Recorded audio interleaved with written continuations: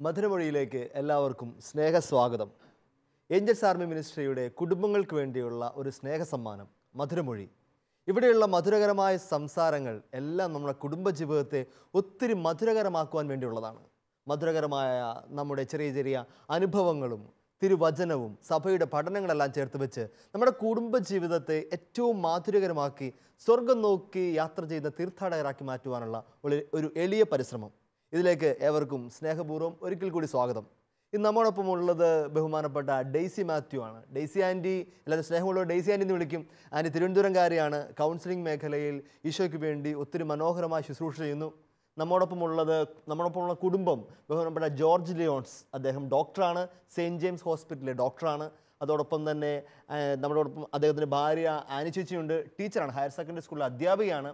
നിങ്ങൾക്ക് 3 പേർക്കും മധുരമൊഴിയിലേക്ക് ഏറ്റവും സ്നേഹപൂർവ്വം സ്വാഗതം. കുറച്ച് നാളുകൾക്ക് മുമ്പ് ഒരു ക്ലാസ്സിൽ പങ്കെടുത്തപ്പോൾ ക്ലാസ് എടുത്തുകൊണ്ടിരുന്ന അധ്യാപകൻ, അദ്ദേഹം ഒരു പുരോഹിതനായിരുന്നു, അദ്ദേഹം മാധ്യമങ്ങളെ പറ്റിയായിരുന്നു ക്ലാസ് എടുത്തുകൊണ്ടിരുന്നത്.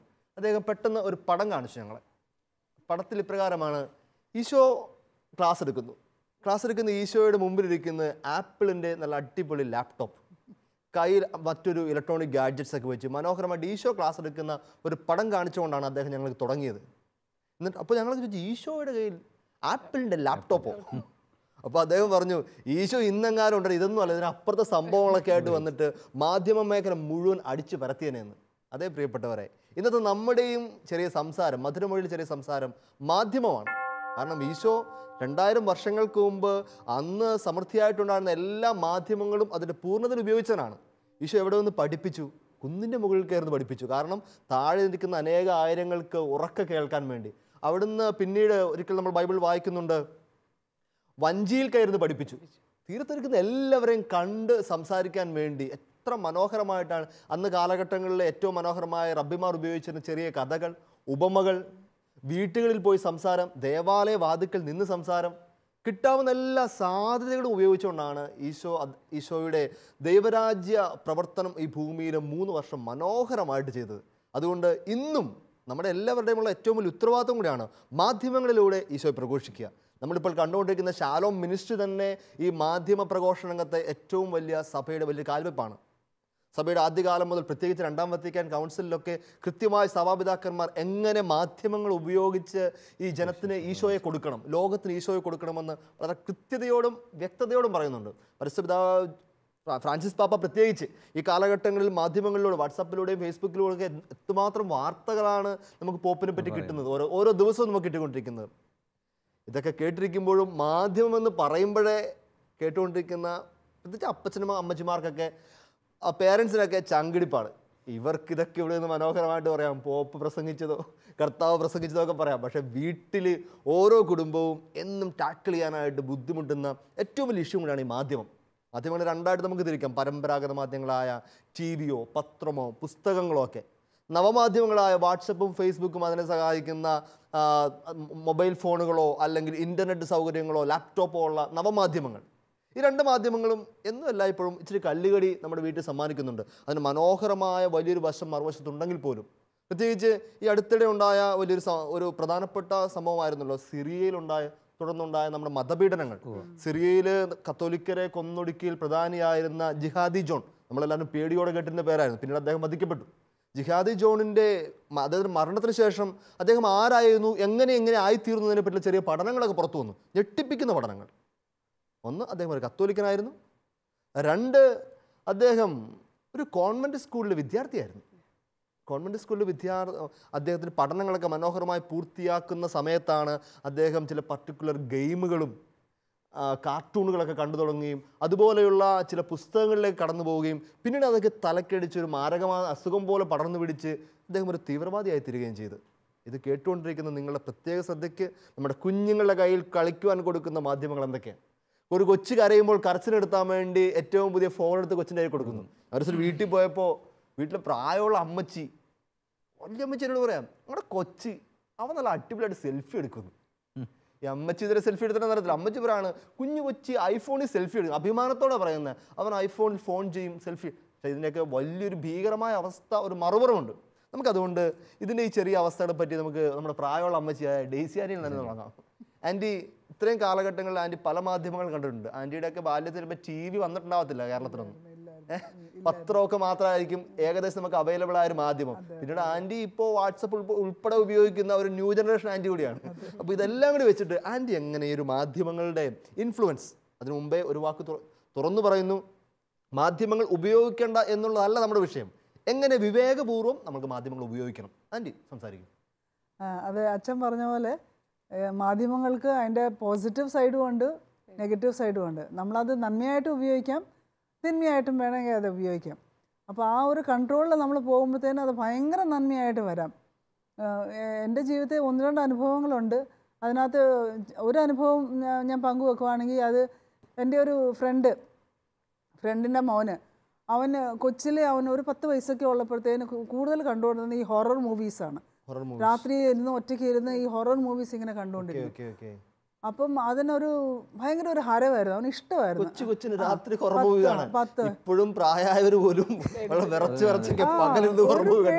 ഒരു പേടിയില്ല, അവനൊരു ആസ്വദിക്കുകയാണത്. അപ്പം ഈ ഫ്രണ്ട് എന്നോട് എപ്പോഴും പങ്കുവെക്കുക, എങ്ങനെ മാറ്റണമെന്ന് അറിയത്തില്ല എന്ന് പറഞ്ഞു. പക്ഷേ ഈ 10 വയസ്സുകാരൻ അന്ന് തുടങ്ങിയ ആ ഒരു അഡിക്ഷൻ കാരണം ഒരു 16-17 വയസ്സായപ്പോഴത്തേന് ഭയങ്കര ഒരു ഇൻഡിഫറൻറ്റ് വ്യക്തിയായിട്ട് മാറി. ക്രൂരമായ ചില സ്വഭാവങ്ങൾ കുഞ്ഞുങ്ങൾ. അതെ, അത് കണ്ട് അതങ്ങ് ശീലമായി പോയി. അപ്പം ഭയങ്കര ക്രൂരം. അപ്പം ഞാൻ ആ ഹൊറർ മൂവീസ് കാണുന്നതിൻ്റെ ഒരു എഫക്റ്റ് എന്തുമാത്രം നെഗറ്റീവായിട്ട്. തീർച്ചയായിട്ടും നമ്മൾ പ്രത്യേകിച്ച് പേരൻസ് ഒക്കെ ഇക്കാലഘട്ടങ്ങളിലുള്ള ഒത്തിരി കാർട്ടൂണുകളുണ്ട്. ഏറ്റവും പോക്കിമോൻ ഉൾപ്പെടെയുള്ള പല കാർട്ടൂണുകൾ. ഈ കാർട്ടൂണിലൊക്കെ കാണുന്തോറും പിള്ളേർക്ക് ഇതുപോലെയുള്ള ഭീകര രൂപങ്ങളോട് ഒരു സ്നേഹം, വെടിവെക്കാനും കൊല്ലാനും യാതൊരു മടിയില്ലായ്മ. പക്ഷേ നമ്മുടെ പേരൻസ് എന്ത് ചെയ്യും, കൊച്ചു കരയുമ്പോൾ ഓൻ കാർട്ടൂൺ കണ്ടോ അല്ലെങ്കിൽ മോള് കാർട്ടൂൺ കണ്ടെന്നോ വെച്ചു കൊടുത്തിട്ട് ഇതെന്താ സംഭവിക്കുന്നതെന്നോ ഇതിനകത്ത് എന്തൊക്കെ പ്രശ്നങ്ങൾ നടക്കുന്നോ ആരും കരുതുന്ന പോലുമില്ല. പ്രശ്നമില്ല, സീരിയലും സിനിമ മാത്രമല്ലേ പ്രശ്നമുള്ളൂ, അതൊക്കെ അല്ലേ നമ്മൾ പറയുന്നുള്ളൂ എന്നുള്ളതാണ്. പ്രത്യേകിച്ച് നമ്മൾ ഒത്തിരി ശ്രദ്ധിക്കേണ്ട ഒരു പ്രധാനപ്പെട്ട മേഖല, പിള്ളേർക്ക് ഈ ഇലക്ട്രോണിക് ഗാഡ്ജറ്റ്സ്, മൊബൈലോ അല്ലെങ്കിൽ ലാപ്ടോപ്പോ അല്ലെങ്കിൽ ടാബോ അതുപോലുള്ള സാധനങ്ങളൊക്കെ സമ്മാനം കൊടുക്കുക. എന്തിന്? ആദ്യ കുർബാന സ്വീകരണത്തിന് വരെ പിള്ളേർക്ക് മൊബൈലും ടാബുകളൊക്കെ സമ്മാനം കൊടുക്കുന്നുണ്ട്. എൻ്റെ വീട്ടിലുണ്ടായൊരു കുഞ്ഞനുഭവം പറയാം. എൻ്റെ ചേച്ചിയുടെ കുഞ്ഞ് LKG പഠിക്കുന്ന കുഞ്ഞായിരുന്നു, ഇപ്പോൾ 1-ാം ക്ലാസ്സിലെത്തി. അപ്പോൾ ഇവള് അടുത്ത വീട്ടിൽ പോയപ്പോൾ അവിടെ ഒരു കമ്പ്യൂട്ടർ ഇരിപ്പുണ്ട്. ഇവളെ ആ വീട്ടിലെ കുഞ്ഞ് കമ്പ്യൂട്ടർ തൊടാൻ സമ്മതിച്ചില്ല. ഇവള് വീട്ടിൽ വന്ന് വഴക്കുണ്ടാക്കി. ചേച്ചി ഇപ്പോൾ വിദേശത്തായിരുന്നു. ചേച്ചി വൈകുന്നേരം ഫോൺ ചെയ്തപ്പോഴത്തേക്ക് ഇവള് പറഞ്ഞു, അമ്മ അപ്പുറത്തെ വീട്ടിൽ വിഷ്ണുവിന് കമ്പ്യൂട്ടർ ഉണ്ട്, അവൻ തൊടാൻ സമ്മതിച്ചില്ല. അപ്പോൾ വിളിച്ചിരി വിഷമമൊക്കെ പറഞ്ഞു. അപ്പോൾ അമ്മ ഒറ്റ മോളല്ലേ, അമ്മ വേഗം പറയും മോള് വിഷമിക്കണം, അടുത്ത അവധിക്ക് വരുമ്പോൾ അമ്മ നിനക്കൊറെ മേടിച്ച് തരാം. അടുത്ത അവധിക്ക് വന്നപ്പോൾ ചേച്ചി ഒരു ടാബൊക്കെ, വലിയൊരു ടാബൊക്കെ മേടിച്ചിട്ട് വന്നേക്കോ കൊച്ചിന് കളിക്കാൻ കൊടുക്കാൻ. അപ്പം ഞാൻ നോക്കിയപ്പോഴത്തേക്ക് എൻ്റെ ടാബൊന്നും ഇല്ല. ഞാൻ പതുക്കെ എടുത്ത് നോക്കുമ്പോൾ നല്ല ടാബ്. ഞാൻ പറഞ്ഞു, ഈ കുഞ്ഞു കൊച്ചിനെ നശിപ്പിക്കാനാണോ നിങ്ങളിതൊക്കെ മേടിച്ച് വെച്ച് കൊടുക്കുന്നത്? ഇതൊക്കെ കളിച്ച് കൊച്ച് ചീത്തയാകും, തൽക്കാലിച്ച് പക്വതല്ല ഞാൻ ഉപയോഗിക്കാം. ആ പാവം ഞാനങ്ങ് ഏറ്റെടുത്ത്. അങ്ങനെ എനിക്ക് ഫ്രീ ആയിട്ട് ടാബ് കിട്ടി. ദയവ് ചെയ്ത് ഇതുപോലുള്ള അബദ്ധങ്ങളൊക്കെ നമ്മുടെ കുടുംബങ്ങളിലും നമ്മുടെ ആഘോഷങ്ങളിലൊക്കെ സംഭവിക്കുന്നുണ്ട്. അപ്പോൾ നമുക്കിനി കുടുംബത്തിലേക്ക് കടന്ന് ചോദ്യം ചോദിക്കാം. നിങ്ങളുടെ കുടുംബത്തിൽ എങ്ങനെയാണ് ഈ ഇലക്ട്രോണിക് ഗാഡ്ജറ്റ്സ്, TV ആയാലോ അല്ലെങ്കിൽ മൊബൈൽ ആയാലോ ഇൻ്റർനെറ്റ് സൗകര്യം, ഇതൊക്കെ എങ്ങനെയാണ് നിങ്ങൾക്ക് 5 മക്കളാണല്ലോ, ഇതെങ്ങനെയാണ് നിങ്ങൾ കൺട്രോൾ ചെയ്ത് ഉപയോഗിക്കുന്നത്? എനിക്ക് തോന്നുന്നു ഈ മാധ്യമങ്ങളുടെ ഉപയോഗം എല്ലാ മാതാപിതാക്കളുടെ ഒരു ടെൻഷൻ തന്നെയാണ്. ചെറുതല്ല, വലിയ ടെൻഷൻ. തീർച്ചയായിട്ടും ഞങ്ങളും അതിൻ്റെ ഒരു വലിയ സ്ട്രഗിളുണ്ട്. അവരുടെ ഭാഗത്തു നിന്ന് TV കാണാനുള്ള നിർബന്ധങ്ങളും ഒക്കെ ഉണ്ട്. പക്ഷേ ഞങ്ങൾ വളരെ സ്നേഹപൂർവ്വം അവർക്ക് ചില നിയന്ത്രണങ്ങൾ അവർക്ക് ഏർപ്പെടുത്തി. പറഞ്ഞാൽ അവർക്ക് പറഞ്ഞ് മനസ്സിലാക്കി. അങ്ങനെ അവർക്ക് വീക്കെൻഡ്സിൽ വെള്ളിയാഴ്ച വൈകുന്നേരം സ്കൂൾ വിട്ട് എല്ലാം വേണ്ട ഒന്നും വേണ്ട എന്ന് പറഞ്ഞാൽ അത് ശരിയാവില്ലെന്നറിയാം.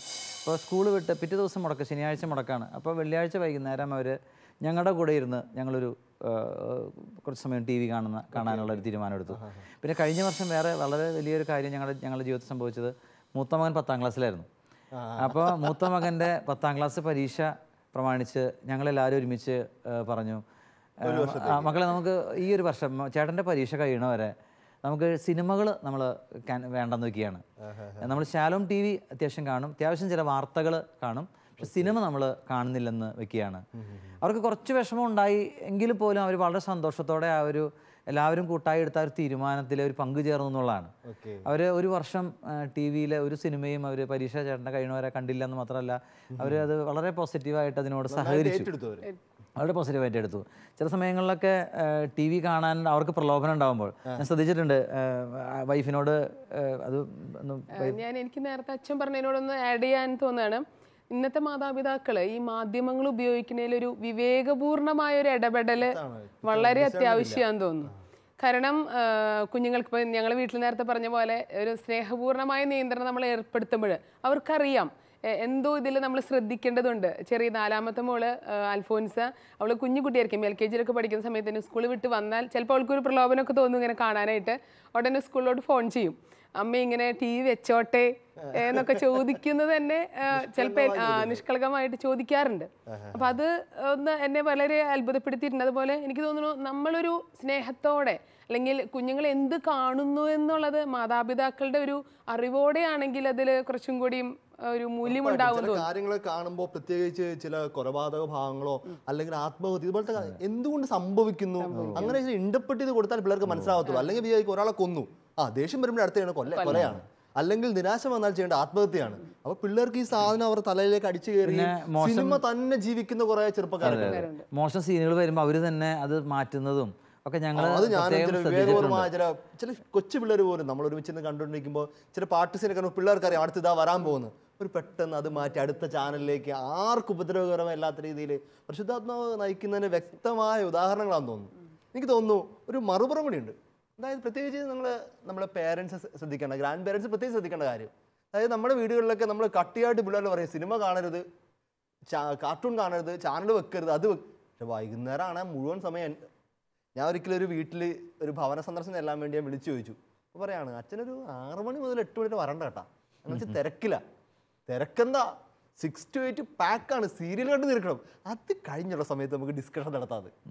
ആൻറ്റി എൻ്റെ ഈ ചോദ്യം പ്രത്യേകിച്ച് പ്രായമായവരാണ് ഇതിന് കുറേ അഡിക്ഷൻസ് കാണിക്കുന്നത്. അതിന് കൃത്യമായ ഒരു എതിരഭിപ്രായമുള്ളത് ഷാലോം ടി വി പോലുള്ള ആത്മീയ ചാനലുകൾ വന്നതോടെ പ്രായമായവർ അതിലേക്ക് നന്നായിട്ട് ഫോക്കസ് ചെയ്യാൻ തുടങ്ങി. പ്രത്യേകിച്ച് കിടപ്പ് രോഗികൾക്ക് വിശുദ്ധ കുർബാന കിട്ടാനോ അല്ലെങ്കിൽ അതുപോലെയുള്ള നല്ല പ്രസംഗങ്ങൾ കേൾക്കാനോ. പക്ഷേ ഇതിൻ്റെ ഒരു രസകരമായ ഒരു ഭാഗം കൂടിയുണ്ട്. ചില വീടുകളിലൊക്കെ ഞാൻ കണ്ടു 2ഉം 3ഉം TV ഉള്ള വീടുകളുണ്ട്. പ്രായമായവർക്ക് വേണ്ടി ഷാലോം TVക്ക് വേണ്ടി ചാനൽ TV, അപ്പുറം പിള്ളേർക്ക് സ്പോർട്സ് കാണാൻ വേണ്ടി വേറെ തല്ലുകൂട്ടും വഴക്കുണ്ടാകുന്ന ചില കുടുംബങ്ങൾ. അതെ ഇതിനു വേണ്ടി തന്നെ. അപ്പൊ അതിനുവേണ്ടി അതിനേക്കാളും ഭീകരമായ അവസ്ഥയാണ്. ഞാൻ അതിൻ്റെ ഒരു കൗൺസിലറും കൂടിയാണല്ലോ, ഈ മേഖലയിൽ സഹായിക്കുന്ന ആളും കൂടിയാണല്ലോ. അപ്പോൾ ഇതുപോലെയുള്ള ചില അഡിക്ഷൻസ്, കൃത്യമായിട്ട് പറഞ്ഞ അഡിക്ഷൻസ് തന്നെ ഇത് കണ്ടതിൻ്റെ തുടർച്ചയായിട്ട് കാണുന്നതിൻ്റെ വീട്ടിൽ യാതൊരു കൺട്രോളില്ലാതെ കാണുന്നതിൻ്റെമായ അഡിക്ഷൻസിൻ്റെ മേഖലകൾ എങ്ങനെയാണ് പ്രശ്നമായിട്ട് മാറിയതായിട്ട് അതിൻ്റെ കൗൺസിലിംഗ് അനുഭവത്തിൽ പറയാനുണ്ടോ? ഞാൻ മുമ്പ് പറഞ്ഞത് ആ ഒരു ഇതുണ്ടല്ലോ, ആ പയ്യന് അങ്ങനെ വന്നത് അത് ഒരു അഡിക്ഷൻ വന്നുകൊണ്ടുള്ള കാര്യമാണ്. എൻ്റെ ജീവിതത്തിൽ ഒരു കൗൺസിലിങ്ങിന് ഒരു പ്രാവശ്യം എൻ്റെ അടുത്തൊരു കൊച്ചിനെ കൊണ്ടുവന്നു. കല്യാണം കഴിച്ച് കഴിഞ്ഞിട്ട് 2 ആഴ്ചയായി. പക്ഷേ അതിന് ബാക്കി എല്ലാ കാര്യത്തിലും ഹസ്ബൻഡിനോട് ഭയങ്കര സ്നേഹമാണ്, അമ്മായിമ്മയോട് സ്നേഹമാണ്, വീട്ടിലുള്ള എല്ലാ ജോലികളും ചെയ്യും, ഭയങ്കര അനുസരണയാണ്, എല്ലാം ഒരു കുഴപ്പമില്ല. പക്ഷേ പുള്ളിക്കാരത്തിൻ്റെ ഹസ്ബൻഡ് ഈ പുതിയതായിട്ട് കല്യാണം കഴിച്ച പയ്യൻ ബെഡ്റൂമിലോട്ട് കയറുമ്പോഴത്തേന് ഈ കൊച്ചങ്ങ് വിറയ്ക്കാൻ തുടങ്ങും. ഇവളങ്ങ് വിറയ്ക്കാൻ തുടങ്ങും, ഭയങ്കരമായിട്ട് വിറച്ചിട്ട് വേർത്ത് ഒലിച്ച് അങ്ങ് ബോധം കെടുകയാണ് ചെയ്യുന്നത്. പല പ്രാവശ്യം പുള്ളി ശ്രമിച്ചപ്പോഴും എല്ലാം ഇതുപോലെയാണ് വരുന്നത്. അങ്ങനെയാണ് കൗൺസിലിംഗ് എന്തോ ഇപ്പം ഡോക്ടേഴ്സിൻ്റെ അടുത്ത് കൊണ്ടുപോയി അവരെന്തോ മരുന്നൊക്കെ കൊടുത്തു. പക്ഷെ എന്നാലും ഇത് തുടരുക, മാറ്റമൊന്നുമില്ല. അവസാനം എൻ്റെ അടുത്ത് കൊണ്ടുവന്ന് ഈ കാര്യം പറഞ്ഞിട്ട് അപ്പം ഞാൻ അവളുടെ കൂടെ ഇരുന്ന് പ്രാർത്ഥിച്ചു. ഞാൻ പരിശുദ്ധാത്മാവിനോട് സമർപ്പിച്ചപ്പോഴത്തേന് പരിശുദ്ധാത്മാവ് വളരെ വ്യക്തമായിട്ട് ഇങ്ങനെ കാണിച്ചു തന്നത്, ഇവൾ ഒരു 10-16 വയസ്സായപ്പോഴത്തേന് ഇവള് ഈ പറഞ്ഞ പോലെ സിനിമകൾ കാണുമായിരുന്നു. ടി വിക്കകത്ത് സിനിമകൾ കാണുമ്പോഴത്തേന് ഈ റേപ്പ് സീൻസ് എല്ലാം അവളുടെ മനസ്സിൽ ഇങ്ങനെ പതിഞ്ഞിട്ടുണ്ട്. അതിനകത്ത് പ്രത്യേകിച്ച് ഒരു സിനിമയിലെ ഒരു സീൻ, കുറേ പേര് കൂടി ഒരു പെണ്ണിനെ റേപ്പ് ചെയ്യുന്ന സീൻ, അത് അവളുടെ മനസ്സിൽ ഇങ്ങനെ അങ്ങ് പതിഞ്ഞിരിക്കുക. അപ്പോൾ ഇത് വ്യക്തമായിട്ട് ഇങ്ങനെ കാണിച്ചു തന്നു. അപ്പോൾ ഞാൻ അവളോട് ഇങ്ങനെ ചെറുതായിട്ട് ഇങ്ങനെ ചോദിച്ചു, മോളെ നിനക്ക് റേപ്പ് എന്ന് കേട്ടാൽ പേടിയുണ്ടോ എന്നിങ്ങനെ ചോദിച്ച ഉടനെ അവൾ വീണ്ടും വിറയ്ക്കാൻ തുടങ്ങി. അവൾ വേർത്ത് അങ്ങോട്ട് വീഴാൻ തുടങ്ങി. ഇപ്പം ഞാൻ പെട്ടെന്ന് വെള്ളമൊക്കെ കൊടുത്തിട്ട് കുറേശ്ശായിട്ട് പ്രാർത്ഥിച്ചുകൊണ്ട് ഇങ്ങനെ അവളെ തന്നെ കൊണ്ട് ഓപ്പൺ ചെയ്യിപ്പിച്ചു. അപ്പോഴത്തേന് അവൾ പറയുന്നത് അവൾക്ക് ഈ ഹസ്ബൻഡ് ഇങ്ങ് കയറി വരുമ്പോഴത്തേന് അവൾ കാണുന്ന റേപ്പ് സീനാണെന്ന് പറഞ്ഞു. അത് പിന്നെ ഒത്തിരി പ്രാർത്ഥിച്ച് പല സെഷൻസിലൂടെ അവൾ സൗഖ്യം പ്രാപിച്ചു. അപ്പോൾ ഞാൻ പറയാണ്, അത് ഈ പറഞ്ഞ പോലെ സിനിമ കാണുന്നതിന് തന്നെ ഒരു കുഴപ്പമില്ല എന്ന് നമ്മൾ പറയും. പക്ഷേ ഇതിനകത്ത് നമ്മൾ ഈ പറഞ്ഞ പോലെ റെസ്ട്രിക്ഷൻസ് കൊണ്ടുവരണം. അതിനകത്ത് ഏത് തരമാണ് പിള്ളേർ കാണുന്നത്, എല്ലാം കാണുന്നുണ്ടോ, എല്ലാം എന്തൊക്കെ കാണുന്നു, പ്രത്യേകിച്ച് രാത്രിയിലൊക്കെ ഇരുന്ന് ഒറ്റയ്ക്ക് പിള്ളേർ ഇരുന്ന് സിനിമ കാണുന്നത്. പിന്നെ ഇതിനകത്ത് പേരൻസിൻ്റെ പങ്കുണ്ട്. പേരൻസ് ചിലപ്പം ഈ ബ്ലൂ ഫിലിമൊക്കെ വാച്ച് ചെയ്യുന്നവരായിരിക്കും. പിള്ളേർ അത് ഒളിഞ്ഞു നോക്കി കണ്ട് അവർക്ക് അതിലേക്ക് ഒരു താല്പര്യം വരുന്നു. ഒരു ലേഖനം വായിച്ചതിനകത്ത് നമുക്ക് പറയുമ്പോൾ ബുദ്ധിമുട്ടുണ്ട്. എന്താ ലേഖനകർത്താവ് സ്റ്റാറ്റിക്സ് വെച്ചിട്ട് പ്രൂവ് ചെയ്യുവാണ്, ഒരു കുഞ്ഞ് ആദ്യമായിട്ട് ഒരു ബ്ലൂ ഫിലിം കാണുന്നത് അവൻ്റെ വീട്ടിൽ നിന്നാണ്. ഒരു കുഞ്ഞ് ആദ്യമായിട്ട് മദ്യത്തിൻ്റെ ടേസ്റ്റ് എടുക്കുന്നത് ഒരു 90% ആൾ വീട്ടിൽ നിന്നാണ്. ആദ്യമായിട്ടൊരു സിഗരറ്റിന് പഫോ ഒരു വലിയൊക്കെ നടത്തുന്നത് എല്ലാം വീട്ടിൽ നിന്നാണെന്ന് പറയുമ്പോഴത്തേക്ക് വലിയ ഭീകരാവസ്ഥയുണ്ട്. അടുത്തിടെ ഒരു കുഞ്ഞിനെ കൊണ്ട് വന്നതല്ല, നമ്മൾ കൈയോടെ പിടിച്ചൊരു കേസായിരുന്നു. ഞാനൊരു വലിയ ഇടവക പള്ളിയിൽ കുറച്ച് നാൾ കൊച്ചച്ഛനായി സേവനം ചെയ്യുന്നുണ്ട്. ഞങ്ങൾ 2-3 കൊച്ചന്മാരൊക്കെ ഉണ്ടായിരുന്നു. വലിയ ഒത്തിരി ആൾക്കാരുള്ള 2,200-500 വീട്ടുകാരുടെ ഇടവകയൊക്കെ ആയിരുന്നു. അപ്പോൾ സൺഡേ സ്കൂളിൽ നമ്മൾ മൊബൈൽ കൊണ്ടുവരുന്നതൊക്കെ കൃത്യമായിട്ട് വാൺ ചെയ്യുമല്ലോ. അപ്പോൾ ഞാൻ അങ്ങനെ അത്ര ഭീകരനായ കൊച്ചനൊന്നും അല്ലായിരുന്നു. അത്യാവശ്യം സ്നേഹപൂർവ്വമൊക്കെ എല്ലാ കാര്യങ്ങളൊക്കെ ചെയ്യാൻ ശ്രമിച്ച ഒരാളായിരുന്നു, വടിയും വെടിവെപ്പൊന്നും ഇല്ലാതെയൊക്കെ. അപ്പോൾ ഒരു ദിവസം ഒരു കുഞ്ഞിൻ്റെ മൊബൈൽ ഞങ്ങൾ ഒരു പ്രത്യേക സാഹചര്യത്തിൽ പിടിച്ചു മേടിച്ചു. ഇത് ഇവിടെ ഇരുന്നോട്ടെ, അവൻ വീട്ടിൽ ചെന്നിട്ട് വീട്ടിൽ നിന്ന് അപ്പനെ വിളിച്ച് കൊണ്ടുപോയി എന്നിട്ട് തന്നാക്കാൻ പറഞ്ഞു. പക്ഷേ പയ്യൻ നന്നായിട്ട് കോപ്പറേറ്റ് ചെയ്തു. അവൻ പ്രത്യേകിച്ച് അലമ്പുണ്ടാക്കിയോ നമ്മളെ ചീത്ത വിളിക്കാൻ വരികയോ അങ്ങനെ അനുഭവം എനിക്ക് ഉണ്ടായിട്ടുണ്ട് കേട്ടോ. നമ്മൾ പിടിച്ച് മേടിച്ചപ്പോൾ നമ്മളെ ചീത്ത വിളിച്ച പിള്ളേരൊക്കെ ഉണ്ടായിട്ടുണ്ട്. അപ്പോൾ അവൻ സന്തോഷത്തിന് അപ്പോൾ അവൻ അപ്പൻ്റെ നമ്പറും കൂടി തന്നു. അച്ഛൻ വിളിച്ച് പറഞ്ഞോളാം പറഞ്ഞു. അപ്പോൾ ഞാനും അവൻ്റെ മൊബൈൽ ഫോൺ മേടിച്ച് വെച്ചിട്ട് അവൻ അപ്പനെ വിളിച്ചപ്പോൾ അപ്പൻ പറയാണ്, അച്ഛൻ അവനവളെ കാണാൻ നിന്നോട്ടെ, അച്ഛന് സമയം കിട്ടുമ്പോൾ തിരിച്ചു വിട്ടാൽ മതിയെന്ന്. ഞാൻ കാരണം പറഞ്ഞു, മൊബൈലുമായിട്ട് പള്ളി വന്നിട്ട് പിടിച്ചതാണ്. അപ്പന് പ്രത്യേകിച്ച് പ്രതികരണമൊന്നുമില്ല. അപ്പോൾ കുറച്ച് കഴിഞ്ഞപ്പോഴത്തേക്ക് ഞാൻ അവൻ്റെ അമ്മയുടെ ഫോൺ നമ്പർ വിളിച്ച് അമ്മേനെ വിളിച്ചു. അമ്മ ഒക്കെ പേടിച്ചു പോയി. അമ്മ പറഞ്ഞു, അച്ഛൻ ഞാൻ ടൗണിലാണ്, ഞാൻ ഹോസ്പിറ്റലിൽ ജോലി ചെയ്യുന്ന ആളാണ്, ഞാൻ കുറച്ച് താമസിക്കും, എന്നാൽ ജോലിയുണ്ട്, ഞാൻ ചോദിച്ചിട്ട് അനുവാദം എടുത്തിട്ട് വരാമെന്നുണ്ട്. അമ്മ ഓടിപ്പെടാന്ന് ഓടി വരാൻ ശ്രമിച്ച്. ഇപ്പോൾ ഉച്ചയായി അമ്മ എത്തിയപ്പോൾ. നമ്മൾ രാവിലത്തെ കുർബാനയ്ക്ക് പിടിച്ചതാണ്. അപ്പോൾ ഏകദേശം ഒരു 2 മണിക്കൂറോളം ഗ്യാപ്പിനകത്ത് കടന്നുപോയി. ഈ 2 മണിക്കൂറിൽ എൻ്റെ മുറിയിൽ ആ ഫോൺ ഇരുന്നിട്ട് 44-ലധികം മിസ് കോൾ വന്നു. ഒരു +1 പഠിക്കുന്ന പയ്യന് എന്ത് ബിസിനസ്സാണെന്ന് എനിക്ക് മനസ്സിലാവുന്നില്ല. അതിൻ്റെ ഇരട്ടിയോളം മെസ്സേജുകളും. ഞങ്ങളുടെ കൊച്ചന്മാരുടെ നമ്പർ നമ്മുടെ പള്ളിയുടെ ബുള്ളറ്റിന് ഉൾപ്പെടെ അടിച്ചു കൊടുത്തേക്കുക, ആവശ്യക്കാരൊക്കെ വിളിച്ചോളാൻ പറഞ്ഞിട്ട്. എന്നിട്ട് പോലും നമുക്ക് ഒരാഴ്ചയിൽ ഇത്രയും കോൾ വരുന്നില്ല. അപ്പോഴത്തേക്കാണ് ഇവന് 2 മണിക്കൂറിൽ 44 മിസ് കോൾ വരുന്നത്. അത്ഭുതപ്പെട്ട് നിൽക്കുക. ഇവന് യാതൊരു ഭാവ വ്യത്യാസമില്ല. ഇവ വളരെ കൂളായിട്ട് ചിരിച്ച് കളിച്ച് നമ്മളെ കളിയാക്കുന്നതിൽ ചിരിച്ച് കളിച്ചാൽ നിൽക്കുക. അവസാനം എൻ്റെ അമ്മ വന്നു കഴിഞ്ഞപ്പോഴത്തേക്ക് അമ്മ ഇവനെ അടിച്ച വഴക്കൊക്കെ ഇട്ട്. നമ്മൾ വഴക്കൊന്നും ഇടണ്ട, തെറ്റ് കാണിച്ച് പിടിച്ചു, നിങ്ങൾ കണ്ട് ബോധ്യപ്പെടുത്താൻ വേണ്ടിയാണ്. അപ്പോൾ അമ്മ അവനങ്ങ് പുറത്തിറക്കി എടുത്തിട്ട് എന്നോട് പറയാണ്, അച്ഛനറിയാവോ, എനിക്ക് ഇവന് താഴെ 2 പെമ്മക്കളും കൂടി ഉണ്ട്. ഒരാൾ 10 പഠിക്കുന്നു, ഒരാൾ 8 പഠിക്കുന്നു.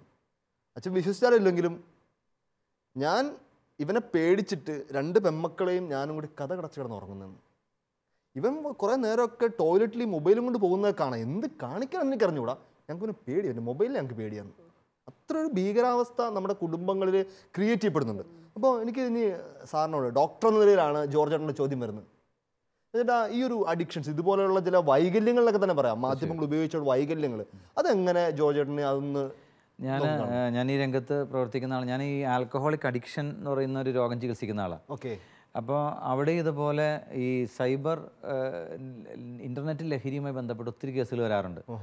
അപ്പോൾ ഇതും ഇന്ന് അഡിക്ഷനായിട്ട് തന്നെ 4 മണിക്കൂറിൽ കൂടുതൽ ഇൻ്റർനെറ്റ് കാണുന്ന ഒരു കുട്ടി അതിൻ്റെ അഡിക്ഷനിലേക്ക് പോകുന്നതാണ് ഇപ്പോൾ സയൻസ് പറയുന്നത്. ഇതൊരു ഒരു കാര്യം സ്ഥിരമായി കണ്ടുകൊണ്ടിരിക്കുമ്പോൾ നമ്മുടെ തലച്ചോറിൽ അതിനോട് അനുകൂലമായ ഒരു ട്യൂണിങ് നടക്കും, ഒരു ന്യൂറോൺ സിസ്റ്റം ഡെവലപ്പ് ചെയ്യുകയും അത് പിന്നെ കണ്ടില്ലെങ്കിൽ ഇവർക്ക് അസ്വസ്ഥത വരുന്ന തരത്തിൽ ഒരു അഡിക്ഷൻ സിംറ്റംസ് ഇവർ വരുന്നു എന്നാണ് പറയുന്നത്. അപ്പോൾ അതുകൊണ്ട് തീർച്ചയായിട്ടും ഇവർ മാധ്യമങ്ങൾ ഉപയോഗിക്കുന്നത്, മൊബൈലായാലും ഇൻ്റർനെറ്റ് ആയാലും, കുഞ്ഞുങ്ങൾ ഇത് ഉപയോഗിക്കുന്നതിനെക്കുറിച്ച് മാതാപിതാക്കൾ ഗൗരവമായിട്ട് അതിനെക്കുറിച്ച് മനസ്സിലാക്കുകയും അത് മോണിറ്റർ ചെയ്യുകയും വേണം എന്നുള്ളതിൽ യാതൊരു സംശയമില്ല. ഇന്ന് ധാരാളം രോഗികൾ, വിഷാദ രോഗികൾ, ചെറുപ്പക്കാരിലെ കുട്ടികളിലെ വിഷാദ രോഗം, അന്തർമുഖർ, അവർ മറ്റു മനുഷ്യരോട് സംസാരിക്കാൻ, അവർക്ക് സംസാരിക്കാൻ, മറ്റുള്ളവർ സംസാരിക്കാൻ അറിയില്ല, അവർ മുഴുവൻ ഇതിൽ മുഴുകിയിരിക്കുന്നു. തലകുനിച്ചു പോയ സമൂഹം എന്നൊക്കെ പറഞ്ഞ് നവമാധ്യമങ്ങളിൽ പറയുന്നത്. വീട്ടിലൊരാൾ വന്ന് സംസാരിക്കുന്ന ആൾക്കറിയില്ല. അത്തരം തരത്തിലേക്ക് കുട്ടികൾ ഇന്ന് ഒരു സമൂഹത്തിൽ നിന്ന് ഒറ്റപ്പെട്ടു പോകുന്നു. അമേരിക്ക നടന്ന കാര്യങ്ങളും ജപ്പാൻ നടന്ന കാര്യങ്ങളൊക്കെ അറിയാം. നമ്മുടെ തൊട്ടടുത്ത ടൗണിൽ നടന്ന സംഭവങ്ങളോ, പ്രത്യേകിച്ച് ചെറിയ മാധ്യമങ്ങളൊക്കെ അവഗണിക്കപ്പെട്ടു. പത്രം പോലുള്ള മാധ്യമങ്ങൾ ആരും നോക്കുന്ന പോലുമില്ല. നവമാധ്യമങ്ങളുടെ പുറകെ അങ്ങ് മൂവ് ചെയ്തുകൊണ്ടേയിരിക്കുകയാണ്. അതുകൊണ്ട് ഒരുപാട് മാനസിക പ്രശ്നങ്ങൾ ഉണ്ടാകുന്നു. തീർച്ചയായിട്ടും ആ മേഖലയിൽ നമ്മൾ കാര്യമായിട്ട് ഒരു ഡോക്ടർമാരിൽ നിന്ന് വളരെയധികം ഇതിനെക്കുറിച്ച് അവയർനെസ് ക്ലാസ്സുകളൊക്കെ എടുക്കുന്നുണ്ട്. കുഞ്ഞുങ്ങൾ അതുപോലെ കളിക്കാനും സമയം ഉപയോഗിക്കുന്നില്ലല്ലോ. മുഴുവൻ സമയം കളിക്കേണ്ട സമയം മുഴുവൻ മിക്കവാറും വീടുകളിൽ ഈ മാധ്യമങ്ങൾക്ക് മുന്നിലാണ് കുട്ടികൾ. ഈ ടീച്ചറോട് എനിക്ക് ചോദ്യമുണ്ട്. ഇത് ഏറ്റവും കൂടുതൽ ഭീകരാവസ്ഥ ഫേസ് ചെയ്യുന്ന ടീച്ചേഴ്സ് ആണല്ലോ, പ്രത്യേകിച്ച് സ്കൂളുകൾ. ഞാൻ ചില സ്കൂളുകളിലൊക്കെ പോയപ്പോഴത്തേക്ക് സ്കൂളിൽ റെയ്ഡൊക്കെ നടന്നു കണ്ടിട്ടുണ്ട്. സ്കൂളിൽ റെയ്ഡിലൊക്കെ കിട്ടുന്ന ഫോണുകളൊക്കെ കാണണേ വലിയ നമ്മുടെ കയ്യിൽ, നമ്മളിങ്ങനെ വലിയ ബിസിനസ് ആൾക്കാരുടെ കയ്യിൽ പോലും കാണാത്ത വമ്പ ഫോണുകളൊക്കെയാണ് കൊച്ചു പിള്ളേരുടെ കയ്യിൽ. 10ാം ക്ലാസ്സിൽ പഠിക്കുന്നത്. ഇതൊക്കെ എവിടുന്ന് വരുന്നുള്ളതാണ്. ഈ സാധനങ്ങളൊക്കെ മേടിക്കാൻ വേണ്ടി ഇവിടുന്ന് പൈസ വരുന്നുള്ളതാണ് വേറെ വഴി. സ്കൂളിൽ ഇതുപോലത്തെ കാര്യങ്ങളിലൊക്കെ നിങ്ങൾക്ക് എന്തെങ്കിലും ഈ മാധ്യമങ്ങളോട് ബന്ധപ്പെട്ട് ബുദ്ധിമുട്ടുകളോ അത് നല്ല വശങ്ങളോ രണ്ടും പറയാൻ കേട്ടോ. നമ്മൾ മാധ്യമങ്ങൾ മൊത്തം അടച്ചാക്ഷേപിക്കുന്ന ഒരു രംഗമേ അല്ലത്. നമ്മുടെ നന്മയെപ്പറ്റി പറഞ്ഞു തുടങ്ങി നമ്മൾ തിരിച്ചതിലേക്ക് തന്നെ വരും. അച്ഛൻ പറഞ്ഞ പോലെ മൊബൈലും ഉപയോഗിക്കരുത്, നമ്മൾ റെസ്ട്രിക്ഷൻസ് ഒക്കെ ഉണ്ടെങ്കിലും കുഞ്ഞുങ്ങൾക്ക് അത് ഉപയോഗിക്കാനുള്ള ടെൻഡൻസി എപ്പോഴും കൂടുതലാണ്.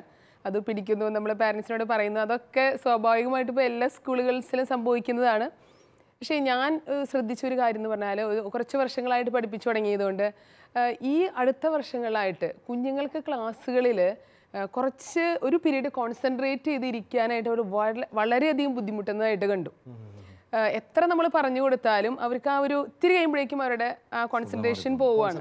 അപ്പം ഇങ്ങനെ അതിൻ്റെ പുറകെ ഒന്ന് പോയപ്പോൾ ഈ അടുത്ത നാളുകളിൽ ബാംഗ്ലൂരിൽ നടന്ന ഒരു പഠനമോ ഗവേഷണവുമായിട്ട് ബന്ധപ്പെട്ട് ഈ ക്ലാസ് റൂമിനെ ഒന്ന് അവർ കോൺസെൻട്രേറ്റ് ചെയ്തു. അപ്പോൾ ഈ മാധ്യമങ്ങൾ ഉപയോഗിക്കുന്ന കുട്ടികൾക്ക് വളരെ കുറച്ച് സമയം മാത്രമാണ് ക്ലാസ്സിൽ കോൺസെൻട്രേറ്റ് ചെയ്യാൻ പറ്റുന്നുള്ളൂ. അത് ഞാൻ ഈ കുറച്ച് നാളുകളായി ഇത് കേട്ടിട്ട്, പക്ഷെ ഞാനിത് ഫേസ് ചെയ്തിട്ടുണ്ടായിരുന്നില്ല. പക്ഷെ ഇപ്പോൾ ഒരു 2-3 വർഷമായി ഞാനിത് ഫേസ് ചെയ്യാൻ തുടങ്ങി.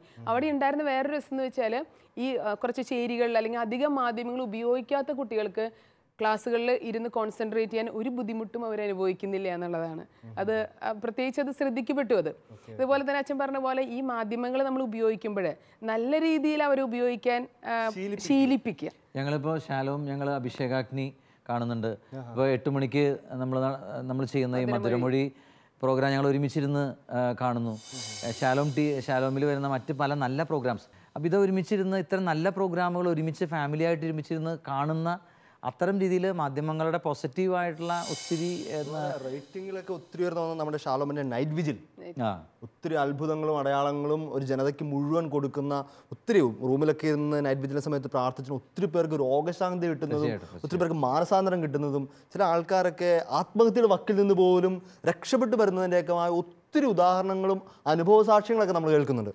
അപ്പോൾ ഡെയ്സി ആൻറ്റി കൗൺസിലിംഗ് മേഖലയിൽ മാത്രമല്ല ഇച്ചിരി നവമാധ്യമ മേഖലയിലും ശുശ്രൂഷ ചെയ്യുന്ന ഒരാളാണ്. ഞാൻ വ്യക്തിപരമായിട്ട് പരിചയമുള്ളതുകൊണ്ട് പറഞ്ഞതാണ്. ഡെയ്സി ആൻറ്റി ചെയ്യുന്ന നമുക്ക് പരിചയമുള്ള പല മേഖല തന്നെയാണിത്. വാട്സാപ്പിലൂടെ നമ്മളിപ്പോൾ പറയുന്ന ഏറ്റവും വലിയ പ്രശ്നം ഈ വാട്സാപ്പുകളുടെ പ്രശ്നമാണല്ലോ. എല്ലാ പ്രശ്നങ്ങളും സൃഷ്ടിക്കുന്നത് ഇതിലൂടെയാണെന്നും എല്ലാ കാര്യങ്ങളും സംഭവിക്കപ്പെടുന്നത് ഇതിലൂടെയാണ്, തീരുമാനങ്ങളൊക്കെ എടുക്കുന്നത്. പക്ഷേ ആൻറ്റി ഇത് വ്യത്യസ്തമായിട്ട് ഒരു മിനിസ്ട്രി ചെയ്യുന്നുണ്ട്. ആൻറ്റി വാട്സാപ്പിലൂടെ സുവിശേഷ പ്രഘോഷണം നടത്തുന്ന ഒരാളാണ് ഡെയ്സി ആൻറ്റി. ഡെയ്സി ആൻറ്റിയുടെ അനുഭവം ഒന്ന് പറയാമോ അതുമായിട്ട് ബന്ധപ്പെട്ട്? എനിക്ക് വാട്സാപ്പിൽ ഒരു ഗ്രൂപ്പുണ്ട്, ഒരു പ്രെയർ ഗ്രൂപ്പുണ്ട്. അതിനകത്ത് ഈ പറഞ്ഞ പോലെ അത് ഭയങ്കര നന്മയായിട്ട് പോകുന്ന സാധനമാണെങ്കിലും ഇടയ്ക്ക് ആരെങ്കിലുമൊക്കെ ഇച്ചിരി വികലമായിട്ടൊക്കെ വരുവാണെങ്കിൽ അപ്പം ഞാൻ ഈ പറഞ്ഞ പോലെ പത്തി ഉയർത്തും എന്നല്ല പറയുന്നത്, ഞാൻ ഫോമായിട്ട് പറയും ഈ ഗ്രൂപ്പ് ഇതിനുള്ളതല്ല എന്നുള്ളത്. അപ്പം മിക്കവാറും ഞാൻ സ്ക്രീൻ ചെയ്താണ് അതിനകത്ത് മെമ്പേഴ്സ് ഉള്ളത്. ഇഷ്ടംപോലെ മെമ്പേഴ്സുണ്ട്. ഏറ്റവും കൂടുതൽ ഈ പലരും ഇതിനകത്ത് റെസ്പോണ്ട് ചെയ്യാത്തവർ, റിയാക്ട് ചെയ്യാത്തവരുണ്ട്. അവരൊക്കെ മെനക്കെട്ട് എന്നെ വിളിച്ച് പറയും എന്നെ ഗ്രൂപ്പിൽ നിന്ന് പുറത്താക്കല്ലേ, അതിനകത്ത് വരുന്ന എല്ലാ പോസ്റ്റുകളും ഞാൻ വായിക്കുന്നുണ്ട്. എനിക്ക് ബെൻഡ് യുവർ നീസ് മുട്ടുകൾ മടക്കുക എന്നാണ് എൻ്റെ ആ ഗ്രൂപ്പിൻ്റെ പേര്. ഇഷ്ടംപോലെ പ്രെയർ റിക്വസ്റ്റിൻ്റെ ആൻസേഴ്സ്, ഉത്തരങ്ങൾ അത്ഭുതങ്ങളാണ്, മിറക്കിൾസ് ആണ്. ചുമ്മാ ഒരാൾ ഒരു പ്രെയർ റിക്വസ്റ്റ് ഇങ്ങനെ ഒരു ആവശ്യം ഉണ്ടെന്ന് പറയുമ്പോൾ ഇടുമ്പോഴത്തേന് ആ ഗ്രൂപ്പിൽ ഈ പറഞ്ഞ ഉള്ളൊരു സകലരും, ഒരാൾ അമേരിക്കയിലായിരിക്കും, ഒരാൾ ഓസ്ട്രേലിയയിലായിരിക്കും, ഒരാൾ ഇന്ത്യയിൽ, ഒരാൾ ഡൽഹിയിലായിരിക്കും. പക്ഷെ ഇവരെല്ലാവരും കൂടി ഒന്നിച്ച് ഈ പറഞ്ഞ പോലെ ഒന്നിച്ച് ഈശോയുടെ അടുത്തേക്ക് പറയുമ്പോഴത്തേന് almost every prayer request that comes in to this group is answered miraculously. പലരും പറയുന്നുണ്ട്. ഒരു പിതാവുണ്ട് അതിനകത്ത്. പിതാവ് എന്നോട് പറയും ഞാൻ എല്ലാം വായിക്കുന്നുണ്ട്, എല്ലാത്തിനും ഞാൻ പ്രാർത്ഥിക്കുന്നു. അപ്പോൾ ഒരു പിതാവിൻ്റെ പ്രാർത്ഥന, ഒത്തിരി വൈദികരുണ്ട്. അപ്പോൾ ഇത്രയും വൈദികരുടെയും ഇത്രയും പേരുടെയും പ്രാർത്ഥന കിട്ടുമ്പോഴത്തേന് ഭയങ്കര ഒരു അനുഭവമായിട്ടാണ് ഈ ബെൻഡ് യുവർ നീസ് എന്നുള്ള ഗ്രൂപ്പ്. ഒരു വചനം പോസ്റ്റ് ചെയ്തൊരു അനുഭവം പറയാറുണ്ട്. ഡെയിലി എൻ്റെ ഗ്രൂപ്പിലൂടെ സ്കൂളിൻ്റെ സ്റ്റാഫ് ഗ്രൂപ്പിലാണ്, ആരും അങ്ങനെ ഇപ്പോൾ വചനം ഒന്നും പോസ്റ്റ് ചെയ്യാത്തതുകൊണ്ട് ഞാനിങ്ങനെ ഒന്ന് വചനം ഫോർവേഡ് ചെയ്യാൻ തുടങ്ങി. അപ്പം എനിക്ക് പെട്ടെന്ന് അങ്ങനെ ആദ്യമായിട്ട് ഞാൻ തുടങ്ങി, ഇപ്പോൾ വളരെ ന്യൂലിയാണ് ഞാൻ തുടങ്ങിയുള്ളൂ, പക്ഷേ എങ്കിലും അങ്ങനെ ഒരു ഉള്ളിൽ നിന്നൊരു പ്രേരണ കിട്ടി. പക്ഷെ ഞാൻ എൻ്റെ തിരക്ക് കൊണ്ട് മറന്നുപോയപ്പോഴേക്കും ഒരു സ്റ്റാഫ് ഉടനെ ഇട്ടു ഇന്നത്തെ വചനം. അപ്പൊ ഇതിനെ അത് ഭയങ്കരമായിട്ട് തോന്നി. നല്ല കാര്യങ്ങളെ ഒരുപാട് അതുപോലെ സംശീകരിക്കാൻ ഇന്ന് ആളുകൾക്ക് ആഗ്രഹം ഉണ്ടെന്ന്. അതുപോലെ തീർച്ചയായും കുടുംബങ്ങളുടെ ഒരു കൂട്ടായ്മ ഉണ്ട്, ലോഫ് എന്ന് പറഞ്ഞിട്ട്. അപ്പോൾ അവർക്ക് ഞങ്ങൾക്കൊരു ഇന്റർസെഷൻ ഒരു ഗ്രൂപ്പ് ഉണ്ട്. എല്ലാവരും ഒരുമിച്ച് പ്രാർത്ഥിക്കുന്നു. അങ്ങനെ വളരെ താല്പര്യപൂർവ്വം കുറേ വീട്ടമ്മമാർ ഇപ്പോൾ ഈ സീരിയലിന്റെ മുമ്പിലും ഒക്കെ ഇരിക്കുന്നു നമ്മൾ പരാതി പറയുമ്പോൾ ഇതിന്റെ ഇപ്പുറത്ത് കുറേയധികം അമ്മമാർ വാട്സപ്പൊക്കെ ഉപയോഗിച്ച് നന്നായി പ്രാർത്ഥിക്കുന്നു. ലോകത്തിന്റെ പല ആവശ്യങ്ങൾക്ക് വേണ്ടി, കുടുംബങ്ങൾക്ക് വേണ്ടി, മക്കൾക്ക് വേണ്ടിയൊക്കെ പ്രാർത്ഥിക്കുന്ന വീട്ടമ്മമാരുടെ കൂട്ടായ്മകളും ഈ നവമാധ്യമങ്ങൾ വഴി നടക്കുന്നുണ്ട്. എനിക്ക് തോന്നുന്നു നമ്മൾ സ്ഥിരമായിട്ട് മാധ്യമങ്ങളെ പറ്റി പറഞ്ഞു തുടങ്ങുമ്പോഴേ നമ്മൾ പറഞ്ഞു തുടങ്ങുന്നത് വാട്സാപ്പ് പിള്ളേരെ നശിപ്പിച്ചു, ഫേസ്ബുക്ക് പിള്ളേരെ ചീത്തയാക്കി, ആപ്പുകൾ പിള്ളേരെ ആപ്പിലാക്കുന്നു എന്നൊക്കെ പറഞ്ഞ് നമ്മൾ ഒത്തിരി അപവാദങ്ങളെ പറയാറുള്ളൂ. പക്ഷേ മറുവശത്ത് എത്ര മനോഹരമായ കാര്യങ്ങൾ നടക്കുന്നു. എല്ലാവരുടെ മൊബൈലുകളിലും ബൈബിളുകളുണ്ട്. ഇപ്പോൾ POCയുടെ ബൈബിൾ, POC ഓഡിയോ ബൈബിളുകൾ എപ്പോൾ വേണേലും നമുക്ക് വണ്ടിയിൽ കുത്തിക്കൊണ്ടു പോകാനായിട്ട് POCയുടെ തന്നെ പെൻഡ്രൈവ് ബൈബിൾ ഫോമിലായിട്ടുണ്ട്. എത്ര മനോഹരമായ മിനിസ്ട്രികൾ. അതുപോലെ തന്നെ വാട്സാപ്പ് ഗ്രൂപ്പിൽ നിരവധിയുണ്ട്. അതുപോലെ ഇപ്പോൾ ഡൂക്യാറ്റ് വന്നു റീസെൻ്റ്ലി, കഴിഞ്ഞ മാസം പരിശുദ്ധ ഫ്രാൻസിസ് പാപ്പയിലൂടെ ഡൂക്യാറ്റ് എന്ന് പറയുന്ന മനോഹരമായ ഒരു സാധനം ആപ്പ് വന്നിട്ടുണ്ട്. ഇതുപോലെയൊക്കെ എത്ര മനോഹരമായ മരണ വീട്ടിൽ ചെന്നപ്പോൾ പെട്ടെന്ന് അച്ഛൻ്റെ ഈ പ്രാർത്ഥന എടുക്കാൻ മറന്നുപോയി. പെട്ടെന്ന് ഒരാളെടുത്തിട്ട് മരിച്ചവരുടെ ഓഫീസിന്റെ അത് ചൊല്ലി നോക്കിയിട്ടാണ് അച്ഛൻ വായിച്ചത്. എനിക്ക് തോന്നുന്നു മാധ്യമങ്ങളുടെ രംഗത്ത് നമ്മൾ എത്ര ചർച്ച ചെയ്താലും വീണ്ടും വീണ്ടും ഡിബേറ്റ് ചെയ്യപ്പെടേണ്ട വിഷയം തന്നെ ഇത് എപ്പോഴും. പക്ഷെ എല്ലായിടത്തും നമ്മൾ പറഞ്ഞു വെക്കാറുള്ളത് മോശമാണ്, മാറ്റി നിർത്തണം, പിശാചാണ്, അഴുക്കാണ്. അങ്ങനെയല്ല.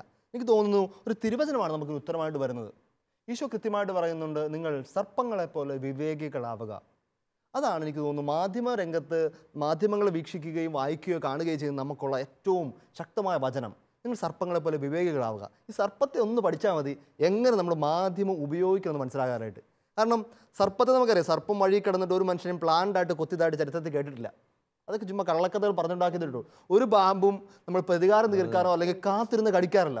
മനുഷ്യൻ്റെ അനക്കം അങ്ങുന്ന് കേൾക്കുമ്പോഴേ പാമ്പ് ആ ചലനങ്ങൾ മനസ്സിലാക്കി അവിടെ മാറിക്കളയും. ഒരു നിർവാഹം ഇല്ലാതെ വരുമ്പോൾ സെൽഫ് പ്രൊട്ടക്ഷന് വേണ്ടി മാത്രമേ സാധാരണ പാമ്പ് കൊത്താറുള്ളൂ. അങ്ങനെ വരുമ്പോൾ പാമ്പിൽ നമ്മൾ പഠിക്കണം, സർപ്പത്തിൽ നിന്ന് പഠിക്കണം ഒഴിഞ്ഞു മാറാൻ.